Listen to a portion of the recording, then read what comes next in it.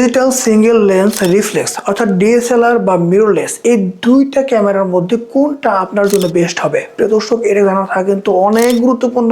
High budget দিয়ে যদি আপনি এর দুইটার মধ্যে একটা চুজ করেন এবং সেটা যদি পরবর্তীতে আপনার কাজে না লাগে বা পরবর্তীতে আপনি নিয়ে কিন্তু বড় ধরনের বিপদে পড়তে পারেন। শুরু করার আগে একটি কথা না বললে নয়, আপনি যদি আমাদের চ্যানেল নতুন দর্শক হয়ে থাকেন তাহলে আমাদের চ্যানেলটি একটু সাবস্ক্রাইব করে পাশে থাকা বেল আইকনটি অবশ্যই বাজিয়ে দেবেন।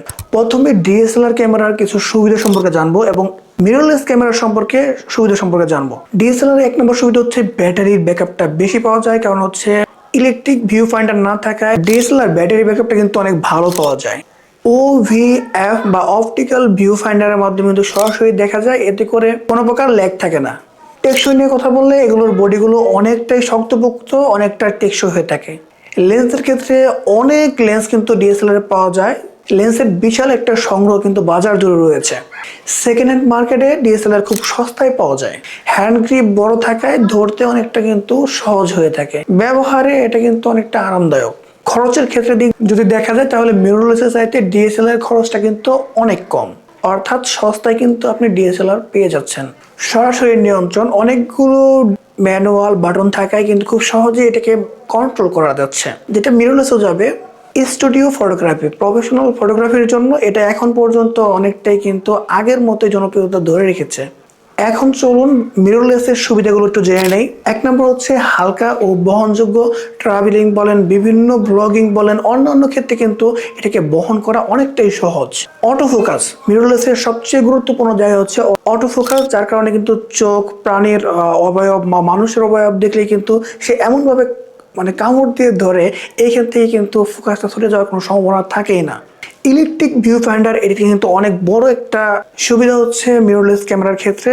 যেহেতু এডিটিং এর পরে কেমন হবে সেটা কিন্তু আপনার এই ভিউ ফাইন্ডারের মাধ্যমে কিন্তু ছবিটা তোলার পরবর্তী থিম সেটা কিন্তু দেখা যায়।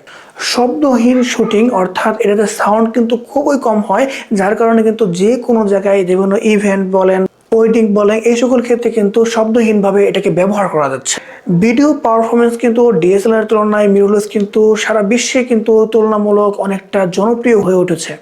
ব্রাস্ট রেট, প্রতি সেকেন্ডে অনেক বেশি কিন্তু ছবি তোলা যায়। IBIS, বেশিরভাগ মিররলেস ক্যামেরার মধ্যে ইমেজ স্টেবিলাইজার থাকাতে, অর্থাৎ বডিতে স্টেবিলাইজার থাকাতে কিন্তু অনেক সহজেই ছবি তোলা যায়, ল্যাগ করে কম, আর ঝুঁকিটা কিন্তু কম থাকে, অর্থাৎ ঝাঁকি লাগলেও কিন্তু ছবিতে কোনো শেকটা বেশি একটা দেখা যায় না। বা ভিডিওগ্রাফিতেও কিন্তু এটা কিন্তু বড় একটা ভূমিকা, যেহেতু আপনি ভিডিওগ্রাফি করতে গেলে অনেক সময় নড়াচড়া করতে হয়, সেক্ষেত্রে আপনার ইমেজ স্টেবিলাইজার যদি আপনার বডিতে থাকে তাহলে কিন্তু এটা অনেকটা সহজ হয়, যেটা মিররলেস কিন্তু দখল করে নিয়েছে। কম্প্যাক্ট ডিজাইন, যেটা লেন্স এবং বডি অনেকটাই ছোট আকার ধারণ করে, এটা ব্যবহার কিন্তু অনেকটাই সহজ, যেটা আমি আগেই বলেছি। ভবিষ্যৎ প্রযুক্তি, যত প্রকারের নতুন লেন্স বলেন, বিভিন্ন প্রযুক্তি বলেন, সবকিছু কিন্তু মিররলেসকে ডিপেন্ড করে এখন হচ্ছে। কাস্টমাইজেশন, অনেক বেশি ডিজিটাল কাস্টমাইজেশন করার সুবিধা রয়েছে মিররলেস ক্যামেরার মধ্যে। এখন কথা বলবো ডিএসএলআর ক্যামেরার কিছু মেজর অসুবিধা, যেগুলো কিন্তু আপনাকে জানতেই হবে, কেনার আগে মানতেই হবে। না বুঝে না মেনে কিনেন তাহলে কিন্তু পরবর্তীতে এটা নিয়ে একটা বড় ধরনের হ্যাসেলে আপনি পড়ে যাবেন। এক নম্বর হচ্ছে ভারী বহন করা অনেকটাই কষ্টসাধ্য ডিএসএলআর। ধীর গতির অটো ফোকাস, যেটা কিন্তু অনেকটাই বিরক্তজনক, কারণ হচ্ছে এতে করে আপনার ভিডিও করার সময় অনেক ঝামেলা পোহাতে হয়, ফোকাস নিতে দেরি করে। মিরর ওঠার সময় কিন্তু অনেকটা শব্দ করে, এটা কিন্তু প্রচুর পরিমাণে বিরক্তজনক। যেখানে সাউন্ডলেস জায়গা রয়েছে সেখানে কট কট কট কট শব্দ হবে, এতে করে কিন্তু আপনার কাজের পারফরমেন্সটা কিন্তু অনেকটাই কমে আসবে। সেটিং পরিবর্তন করলে ভিউ ফাইন্ডারে এটা কিন্তু কেমন আসবে সেটা কিন্তু দেখা যায় না, সো এটা একটা বিরক্তজনক কাজ। বড় মিরর মেকানিজম, যার কারণে ভিতরে বড় মিরর থাকাতে আপনার এটার সাইজটা কিন্তু ছোট করার কিন্তু কোনো পসিবিলিটি নাই।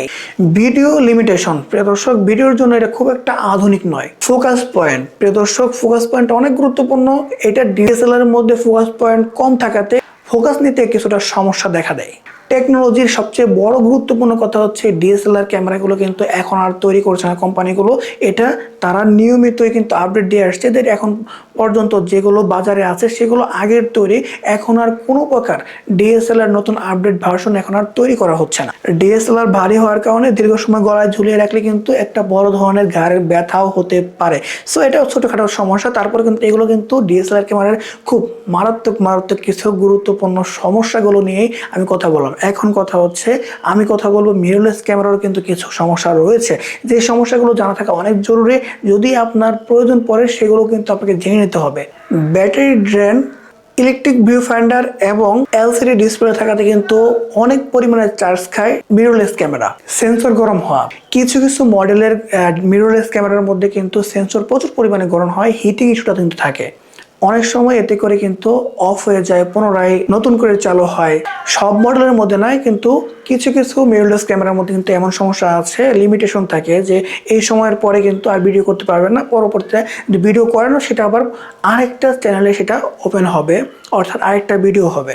লেন্স এক্সপোজার, প্রিয় দর্শক, আপনি যখন লেন্সটাকে একটা লেন্স থেকে আরেকটা লেন্সে পরিবর্তন করবেন তখন খোলার সাথে সাথে সেন্সর কিন্তু বাতাসের সংস্পর্শে আসে, এতে করে ধুলাবালি ঢোকার কিন্তু একটা চান্স থাকে। বডি সাইজ, অনেকের কাছে এত ছোট বডি হাতে নিতে অনেকটা কিন্তু বিরক্তিকর অবস্থায় সে পড়ে যায়, বা অনেকটা কিন্তু ধরতে গিয়ে সে অনেকটা বিব্রতকর পরিস্থিতিতে পড়ে। এটা যদিও অনেকের কাছে সহজ, অনেকের কাছে কিন্তু এটা কঠিন।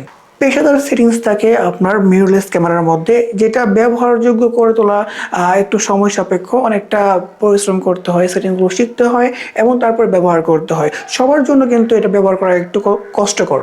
স্থায়িত্ব বলতে ডিএসএলআর এর মতো দীর্ঘ সময় ব্যবহার করতে গেলে এটা কিন্তু কিছুটা স্থায়িত্ব মজবুত মনে নাও হতে পারে, যদিও এটা কিন্তু একদম বেশি একটা সমস্যা না। এই ছোটখাটো কিছু সমস্যা কিন্তু মিররলেস ক্যামেরার মধ্যেও রয়েছে।